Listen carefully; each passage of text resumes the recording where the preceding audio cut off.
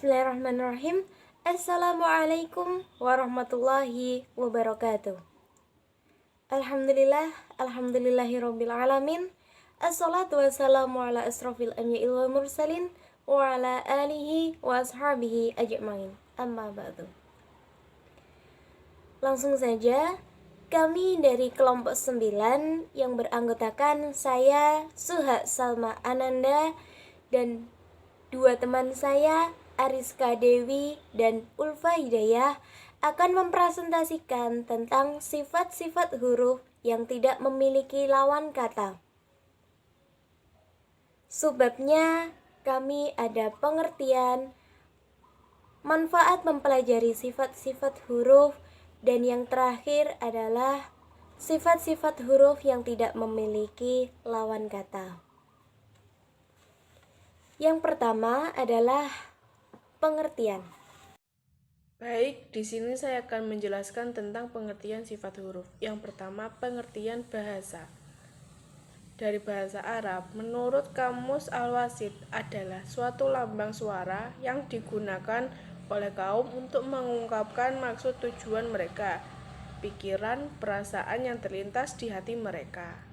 Sedangkan menurut Kamus Besar Bahasa Indonesia, bahasa adalah sistem lambang bunyi yang berartikulasi, yang bersifat sewenang-wenang dan konvensional, yang dipakai sebagai alat komunikasi untuk melahirkan perasaan dan pemikiran. Perkataan-perkataan yang dipakai oleh suatu bangsa dan perasaan baik, sopan santun, tingkah laku yang baik. Kesimpulan dari pendapat di atas, sifat huruf adalah suatu sistem bunyi yang dipakai sebagai alat komunikasi untuk melahirkan perasaan dan pemikiran. Sedangkan secara istilah, menurut Sunarwo, sifat adalah kafiyah atau keadaan, suara huruf yang muncul ketika huruf dikeluarkan dari makhrajnya. Sifat huruf adalah salah satu hal tajwid dalam bacaan Al-Quran. Sifat-sifat adalah sifat yang menjelaskan perihal suatu huruf. Sedangkan menurut Raisya Maula Ibnu Rusyid, setiap huruf hijaiyah memiliki sifat yang harus dipenuhi saat membacanya. Sifat huruf adalah suatu yang tampak dan mengiringi huruf-huruf hijaiyah saat diucapkan dari tempatnya.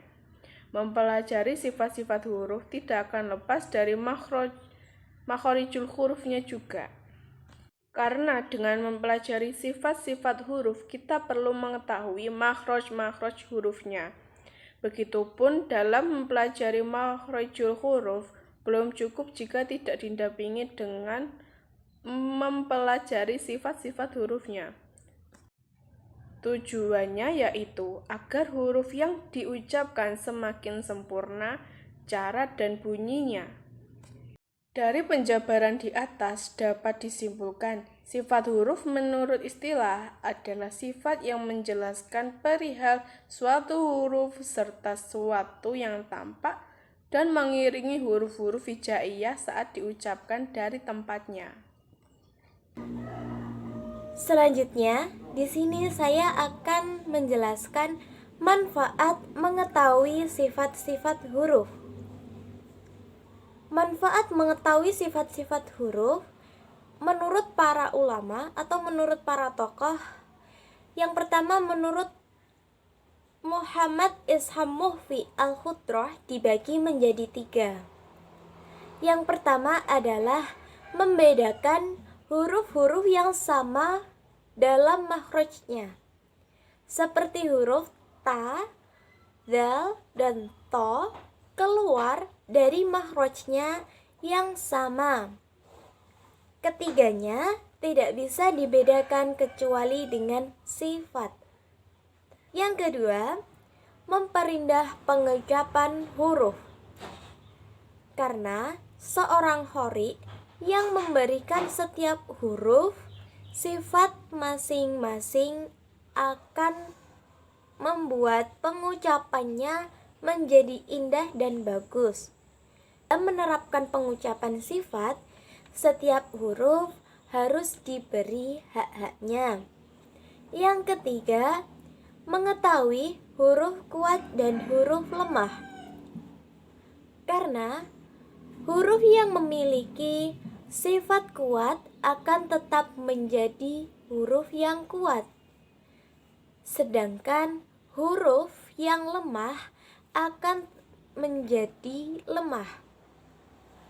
Mengetahui sifat-sifat huruf mengantarkan pada pemahaman tentang huruf yang harus dibaca idgham dan tidak boleh, serta huruf yang harus dibaca idgham dengan sempurna dan dengan tidak sempurna.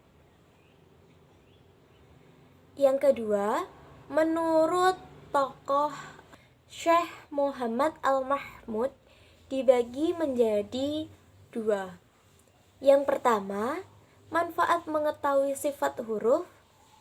Menurut Syekh Muhammad Al-Mahmud, yang pertama adalah agar dapat membaca Al-Quran secara betul atau fasih, sesuai dengan ajaran yang diajarkan oleh Rasulullah SAW, dan juga agar dapat memelihara lisan dari kesalahan-kesalahan ketika membaca Al-Quran. Yang kedua, memperbaiki intonasi bahasa Arab. Tetapi dalam mempelajari ilmu ini harus belajar dengan mendengar langsung dari para guru untuk menguasai bacaan Al-Quran. Dari pendapat-pendapat ulama, kami dapat menyimpulkan manfaat mempelajari sifat-sifat huruf ada 5. Yang pertama, membedakan huruf-huruf yang sama dalam makhrajnya. Yang kedua, memperindah pengucapan huruf. Yang ketiga, mengetahui huruf-huruf kuat dan huruf-huruf yang lemah. Yang keempat, agar dapat membaca Al-Quran secara betul atau fasih. Dan yang terakhir, memperbaiki intonasi bahasa Arab. C. Sifat-sifat huruf yang tidak memiliki lawan kata.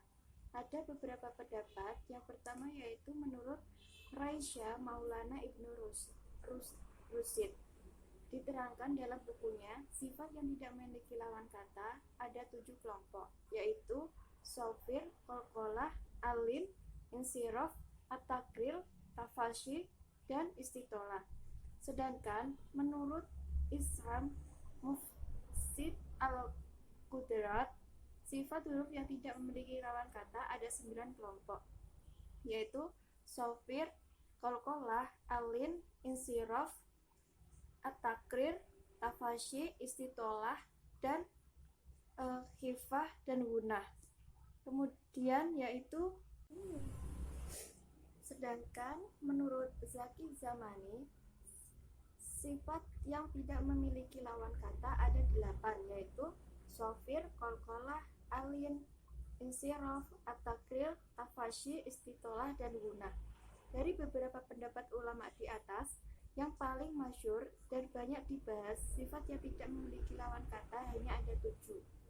Karena banyak ulama berpendapat barangkali sifat al-khifah dan gunah sudah dicukupkan pembahasannya dalam makhorijul huruf ketika menerangkan makhraj al-kaisum.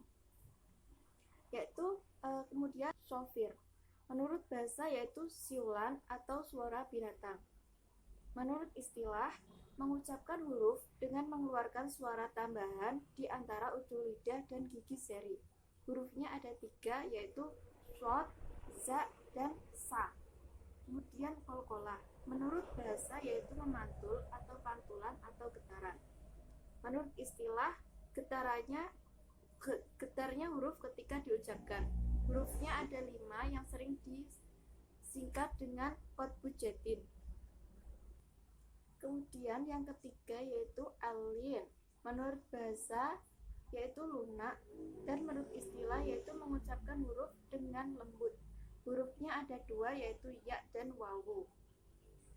Contohnya yaitu syu'un, syai'un, khaufun, dan lain sebagainya.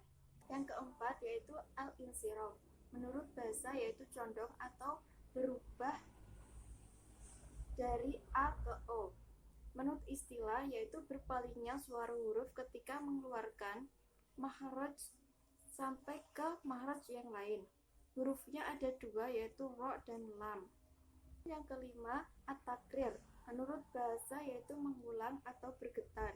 Menurut istilah mengucapkan huruf dengan ujung lidah bergetar. Hurufnya ada satu yaitu ro. Contohnya arsala. Yang keenam yaitu tafashi. Menurut bahasa yaitu menyebar, dan menurut istilah tersebarnya nafas dalam mulut ketika mengucapkan huruf shin. Yang ketujuh yaitu istitolah. Menurut bahasa yaitu memanjang.